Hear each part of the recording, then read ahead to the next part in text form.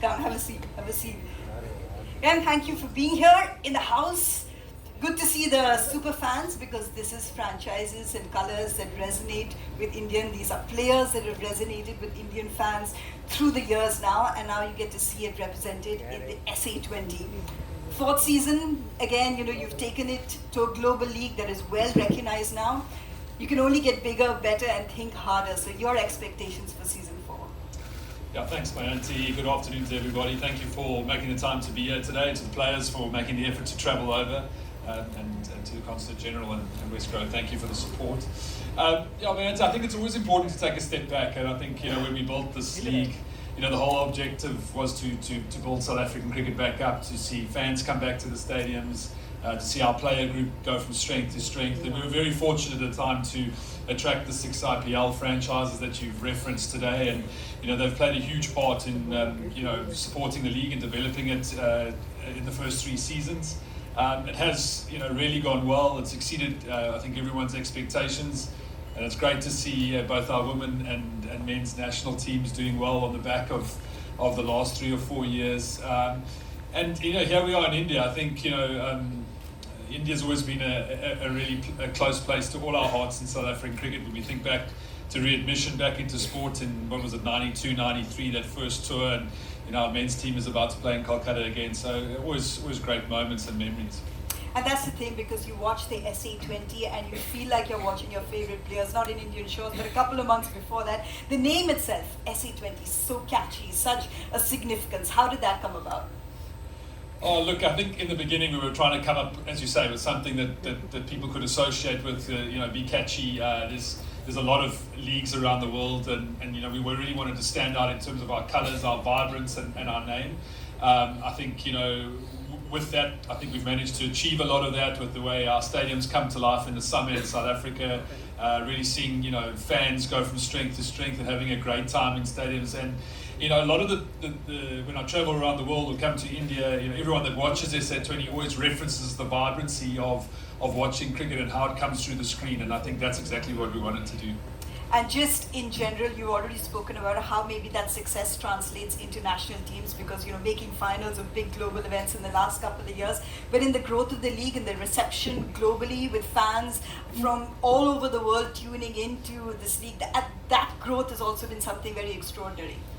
Yeah, I mean, I think a lot of people forget the early years of IPL. There was a lot of things that had to go well for the growth to really trigger, and I think obviously IPL is one of the biggest leagues in the world across all sporting codes. In the first 3 seasons, we've seen dramatic growth on a number of elements at SA20, and hopefully that will continue. I think the most importantly, at the core of everything will always be the cricket product, and I think we've seen every year the cricket product get stronger. Certainly the local player base, I think, is going from strength to strength, and that has been the strength of the IPL. Just see the Indian players and how if I think about 08 when I played for the Royals, and see how the generation of talent has really gone from strength to strength. That's something that we really want to see, coupled with world-class international players. Names that you mentioned now reflected on a global stage. To see these players who play high-quality cricket in a league that is now only 3 seasons old, going into its 4th, only promising to get bigger, better, delivering more with season 4 on the horizon.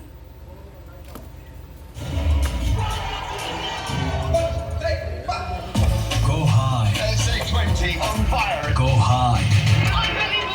Go wide. Oh, love it here. Go all in on the fearless cricket. SA20 live only on Jio Hotstar and Star Sports Network. Pretoria Capitals head coach for season 4, and Mr. Adrian Birrell, who leads one of the most successful franchises when it comes to the SA20. All these names, Graham, that have assembled here, that are associated with the league when it comes to, not just playing, but in terms of being associated in the dugouts. How much does that influence how great the growth of this league has been? Yeah, absolutely. I mean, I've been saying it from season 1. For South African cricket to have the quality of people around associated the game. I think, throughout the season, the franchises are incredible in terms of bringing best of medical, best of coaching, and the exposure that gives our talent in South Africa in terms of that global thinking and strategy, really helps the system. I think, having a competitive league with incredible influences from a player and a coaching perspective, I think really does add value. Right throughout the first 3 seasons, now into season 4, it's been great to see the quality involved in the league. It's incredible to see these faces, these iconic players that are associated with the league in this way. Hashim, that winning culture is something that MI is known for, and there's some MI super fans over here who will translate that into MI Cape Town as well. But just having that sort of culture at your franchise, how does it translate for you? Yeah, good day everybody. I think it's a huge blessing that we at MI Cape Town inherit such a culture from the Mumbai Indians IPL team. That winning culture is not something you can buy overnight, and obviously credit to the IPL MI team that has built it. And we know that MI is probably the biggest franchise, if not the one of the biggest franchises in the world. So we were very fortunate to have that winning culture with us. It's the standards that the owner, the people in the administration, the coaching staff all live up to, or try your best to live up to. Obviously the first 2 seasons we didn't live up to it too well, but certainly last season things fell into place and we managed to do well. Something that Mark Boucher understands well as well, sitting on this Mumbai Indians fountains. Someone else who understands that winning culture, Sourav Ganguly, Dada, joining us. Dada, once again, we're looking forward to you bringing the heat and the fire and the passion there from the dugout. And you've won so many caps over the years, coach and mentor, director of cricket. And now moving on to a Pretoria Capitals dugout. How exciting for you is it to be associated with the same franchise yet again? It's happened with discussion with Parth, because I look after the Delhi Capital franchise, all teams. The WPL, you've seen me whole of last year. The last season I was involved. I was involved the previous 2 seasons, but in building teams and getting everything in place. So I was not in the dugout for 2 seasons, but followed the team and monitored their performances, the selection, the auction, everything. I did IPL with them for 2 seasons in 2019 and 23 season, because in between I became president of the BCCI. So when Parth took over the franchise in 2019, I was a very important part of it, being involved in everything, and the franchise did very well. So I'm involved in everything of DC, and because somebody else is looking after the IPL this year, last year and this year, so I have a bit of time. So in discussion with Parth, I decided that there's nothing in sport which can be done from outside. So it's a new season. I was heavily involved in the auction in South Africa this year. So I thought I'll give my full time, give the full 1 month for the franchise, because it'll actually get me involved in the day-to-day activities and the wins and the losses of the game, and spent a lot of time in the auction. So that is the reason I'm involved this year full time. And this will push over to the IPL also once the IPL season is being run by JSW. And you've all seen Sourav Ganguly's passionate fire, the amount of hats that he's worn. I think Tom Moody's worn as many hats. I also don't know who's tall enough to put those hats on your head though, Tom. But it's a new one that you have with a different franchise. How much are you looking forward to this role? Yeah, I'm very excited actually. It'll be my first chance to actually see the SA20 and just the vibrance that it creates, through the TV screens that I've watched over previous seasons. And I'm very honoured really to be given the opportunity to work with the team at Lucknow and build a strong legacy, not only in South Africa but globally. Absolutely. Well, speaking of that championship spirit, it's only fitting that we go to Adrian Birrell. 3 seasons, 3 finals, 2 titles. There's a legacy of being champions there. Do you want to maybe, Adrian, throw down the gauntlet for the other franchises just ahead of season 4 as to how to be champions? Yeah, I'm really looking forward to this next year, as I did for the other 3 seasons before this. Obviously, 6 very good teams. And, there's no guarantee of getting into playoffs even. We've had very good teams not making it into playoffs. So we've been fortunate that we've got to the final all three times so far. But this next year is start again. There's no other way other than to prepare well and to try and get our plans in place and look at our team, look at the conditions, look at the opposition, and try and get our best 11 on the field for every single game, and hopefully, get into the playoffs, and then hope that we hit form at the right time. We've been able in all 3 years to hit form at the back end of the tournament, and we hope we can do that again. One of the things Adrian said, of course, is preparation, but finding that right 11, which I'm sure is a challenge for all the staff involved. But Mark, when it comes overall to this tournament, the players to watch, if you can name 5 or 6 from across the franchises, who will excite you in season 4? Well, I think there's been so much juggling going on with different players going to different franchises now that it's going to be interesting to see how they find their feet. I think you're always going to have your top players, that we've come to watch in the competition so far, and also your big international players, Josh Butler coming back in. You're always going to look at your guys who went for the big prices, so your Delval Brevis, Aidan Markram going to a new franchise, has been fantastic as a captain. There are a lot of players who we can talk about, but I'm quite interested to see the South African flavour come through. There's been a lot of players who, you look at Alondre Pretorius, who in his first season just shot lights out. So I think there's enough talent that is going to be on show that will come through and will seriously make their names known to not only the SA in South Africa, but certainly the different leagues around the world as well. There's enough scouts here looking for bigger honours as well in the IPL, and I'm sure that a lot of players will prepare themselves properly for that. And you can see the want. You mentioned the auction, Graham. That was an incredible record-breaking auction to see for the SA20. You see the financial investment coming back, but like a player like Adrian Birrell, who now has that price tag and has those qualities that has attracted that price tag. Yeah, I mean, when we looked at, after the 3-year cycle, we looked at carving up the regulations and allowing kind of the market to develop. I think, over the 3 seasons, the franchises had learned a lot around the South African ecosystem and, the talent coming through. And I think the timing was right, and it certainly shone through at the auction. As you say, someone like Delval Brevis has been touted as a talent for a very long time, but I think over the last sort of 2 to 3 years has really started to develop as a player, and his consistency's coming through, and is really starting to show what he's made of. And I think there are a lot of players kind of just below him that have the talent as well, and I think the good thing is that we're starting to see a real consistency now of those players performing well in international cricket as well, which is obviously giving the national team strength. Certain fans in yellow were very excited with what Delval Brevis did in the latter half, and no wonder made that spark, which is why I must ask Sourav Ganguly, in terms of willing to go all the way to break the bank for a player like Delval Brevis.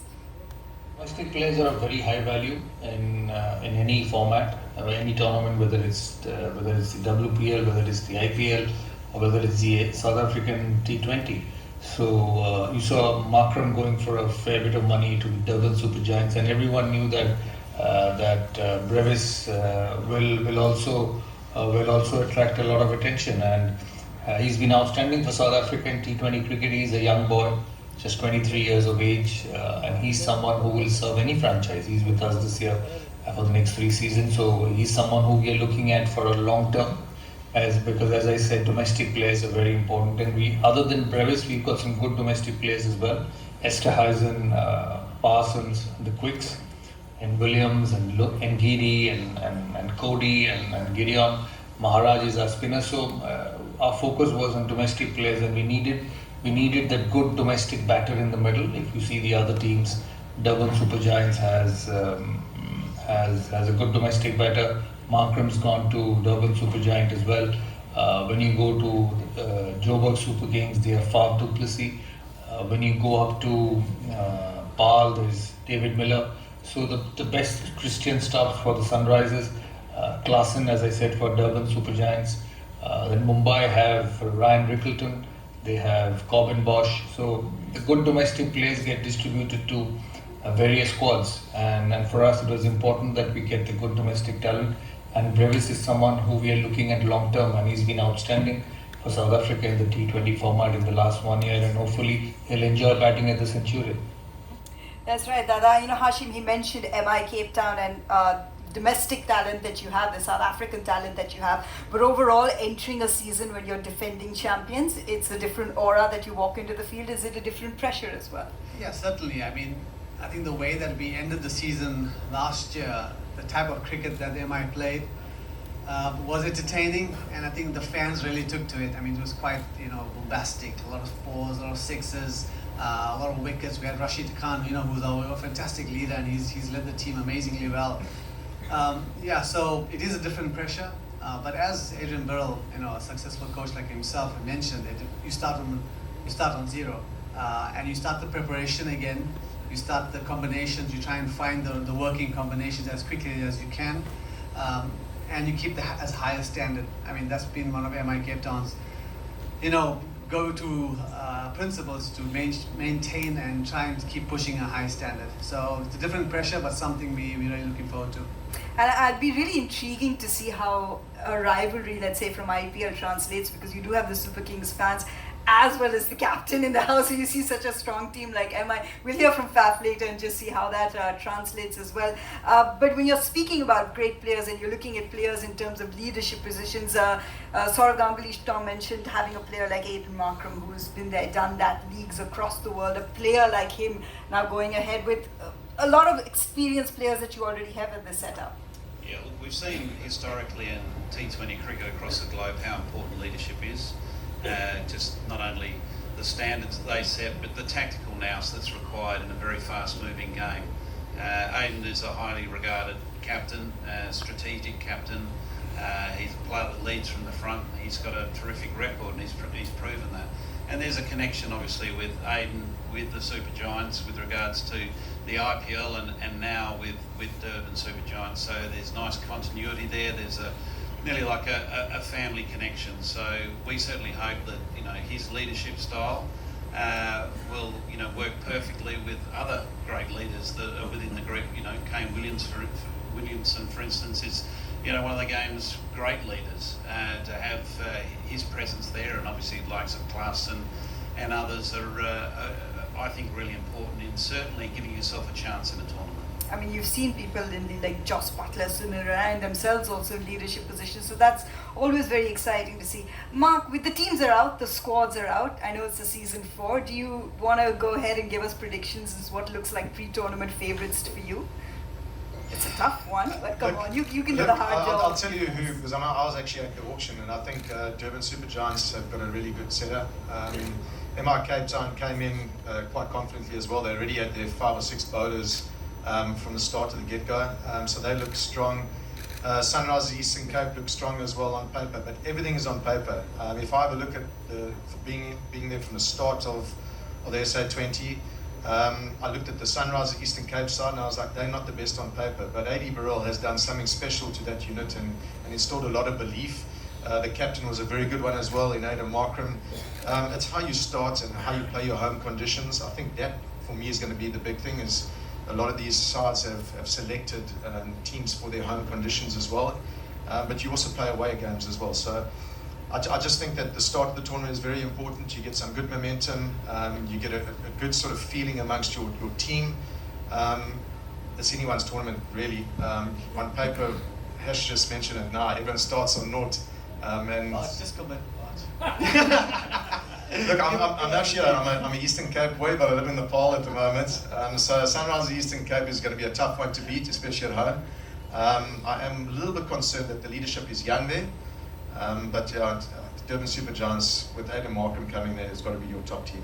So what do we get from that? Who's he supporting? Ask for one. I don't even know. I think Ash called it that. I mean, it wasn't like that in team meetings. Belch always had a very strong opinion telling us what to do. Certainly standing in first slip, there was always do this, do that. But Belch can become a bit more balanced. Yeah, when you become a broadcaster, things just change. It tends to happen. I'm in the Sean Pollock field now. I sit on the fence. In fact, hopefully he never sits on the fence, and that's Sourav Ganguly. That I'll come back to you, Pretoria Capitals. Reasons to believe in them this season. We have a pretty strong squad in terms of availability and whatever we were made to available in terms of overseas players, and hopefully we will play well. It's a great ground to play, the Centurion. It's a fantastic wicket, high scoring wicket. The batsmen enjoy playing on that surface. So we'll really have to be at the top of our game this year. That's right, and there's tremendous respect for Adrian Birrell for what he's managed to do in 3 seasons, the strongest franchise in SA20. So just in terms of that, Adrian, which team for you actually has been the hardest to face? Let's make it a different point of view, a team that you have to plan a lot for. DSG. On paper, they look very, very strong, and it's quite. We got a SRH player there in class and playing for them, and they look like they've got a lot of bases covered. So it's quite scary playing them, but always you look at these other teams and you think, wow, these guys are good, and you forget to look at your own team sometimes and see actually how good your own team is. Mumbai last year were the best team in the competition. They deserved to win. They were the form team, and they were a very strong team. So I'd say that those two are the teams that I'm looking at as difficult to plan against, because they are very good teams. But every team is good. I don't want to disrespect anyone else. They all 6 teams. Any one of the teams could win it. We just got to hopefully we prepare well and we play well and peak at the right time. That's the golden nugget, is to peak at the back end. It's not the first game that counts; it's the last.